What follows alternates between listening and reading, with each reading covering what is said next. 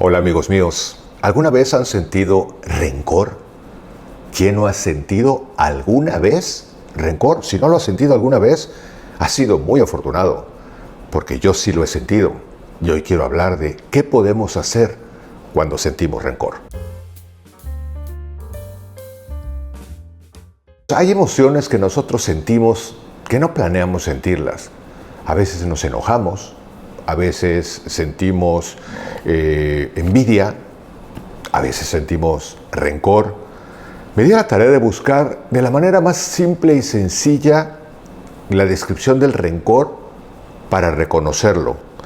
Y parte de lo que encontré como rencor es cuando tenemos resentimiento por algo o por alguien, cuando tenemos odio, quizá porque nos han ofendido, porque nos han dañado, porque nuestro ego nos lleva a odiar, porque no hemos recibido lo que esperábamos de alguien, porque tenemos amargura, nos sentimos frustrados.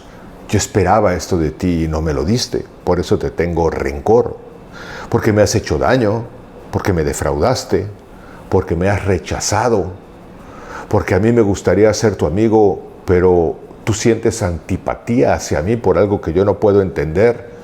Y eso me lleva a ese resentimiento que también incluso puede llevar el deseo de destruirte, el deseo de lastimarte, el deseo de ofenderte. Pero algo que me parece sumamente ilustrativo es que cuando empezamos a entender lo que es el rencor bajo estos términos y reconocemos que en algún momento nos hemos sentido e incluso hemos deseado el mal de alguien, al menos en ese momento de ímpetu, de enojo, de molestia, probablemente también podríamos reflexionar respecto de lo dañino que puede ser, independientemente de la energía en la que estamos vibrando, la energía que estamos emitiendo hacia otra persona, por supuesto la energía que nos estamos aportando o que estamos condicionando hacia nosotros mismos.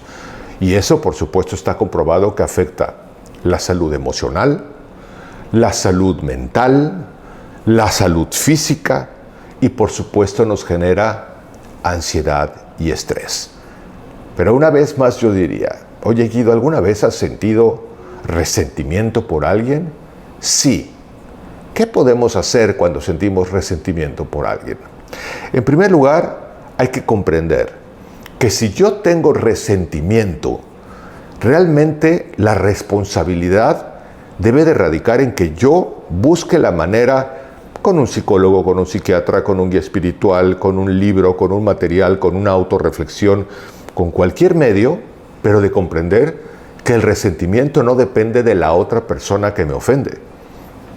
En algún momento de mi vida, alguien a quien yo he amado profundamente ha sido también la persona que más me ha ofendido, de una manera que, viéndolo a la distancia y viéndolo con el pasar del tiempo, más allá de que yo pueda haber tenido razones de cosas que puedan haberle lastimado a la otra persona, también en el balance creo que es la persona que más me ha ofendido, demeritándome, desacreditándome, ofendiéndome, de alguna manera impactando desde su perspectiva mi propia integridad como persona. Pero aquí viene una pregunta interesante. Más allá de perderme en la víctima de decir qué mal me ha tratado, cuánto daño me ha hecho, me lleno de resentimiento justamente para ponerle odio, amargura, rechazo, antipatía y deseo de destruirlo. Aquí lo interesante es poner el dedo hacia mí y decir, ¿cómo me libero de este resentimiento? Porque una vez más, como lo he dicho en otros videos, en otras perspectivas, para que esta persona pueda venir a ofenderte y a intentar lastimarte con un lenguaje, con una mala actitud, no estoy hablando necesariamente de golpes físicos, como me dijo alguna persona hace poco en un comentario. Me estoy refiriendo a todo, incluso toda esa psicología, todo ese manejo de emociones en donde ninguno de los dos está controlando y probablemente yo me puedo sentir traicionado, invalidado, desacreditado y entonces me lleno de resentimiento. ¿A quién le hace daño ese resentimiento? antes que a la otra persona a quien yo se lo emito, me lo está haciendo a mí. Esta persona, en su propia experiencia emocional, psicológica, espiritual, está experimentando su propio infierno, está experimentando su propio dolor. Y aunque en su cabeza yo sea el absoluto responsable de lo que sucede, lo que hay que entender es que yo no necesariamente puedo sanar a la otra persona. Puedo, de alguna manera, educadamente, amorosamente, cordialmente, en la medida de lo posible, poner límites. Pero donde tengo que asumir la responsabilidad es en mí mismo, en mi mente, en mi corazón. ¿Por qué? Porque llenarme de rencor y de resentimiento, independientemente de que haga o no haga daño a la otra persona, me va a hacer daño a mí. Va a desequilibrar mi sistema inmune, va a desequilibrar mis decisiones, va a desequilibrar mis emociones. Y entonces, ¿qué podemos hacer ante esta circunstancia? Lo primero que encontré 3 puntos que me parecen valiosísimos los 3, es practicar la empatía.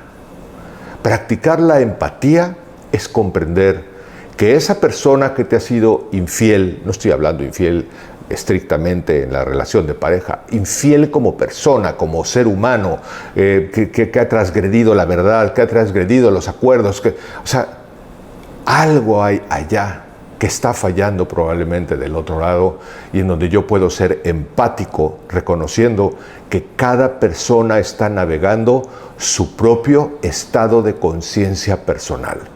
Y yo no puedo ser responsable de eso. Yo puedo ser responsable del mío y ser empático para comprender que, bueno, tu historia de vida es distinta. Recientemente hice una publicación donde únicamente expresaba yo, por ejemplo, por qué decidí venir a vivir a la ciudad de Mérida.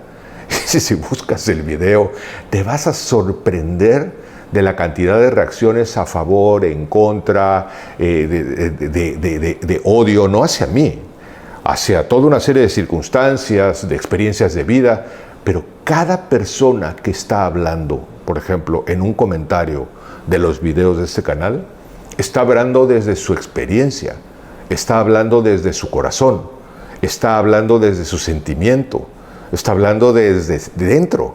Entonces, si yo puedo ser empático, puedo comprender, no es lo mismo ser empático que ser permisivo. Pero ser empático es comprender que esta persona que está agrediendo y está ofendiendo y está diciendo, está hablando desde su propio dolor. Pero yo desde el amor puedo poner límites estrictos y decir, no quiero jugar a esto. Pero tampoco quiero acumular rencor y resentimiento porque me has ofendido, porque aparte el que se ofende es nuestro ego. Tú me puedes decir el peor insulto que se te pueda ocurrir y yo asumo que es de donde partió justamente la solicitud de este video, la persona que me dice, háblanos del rencor.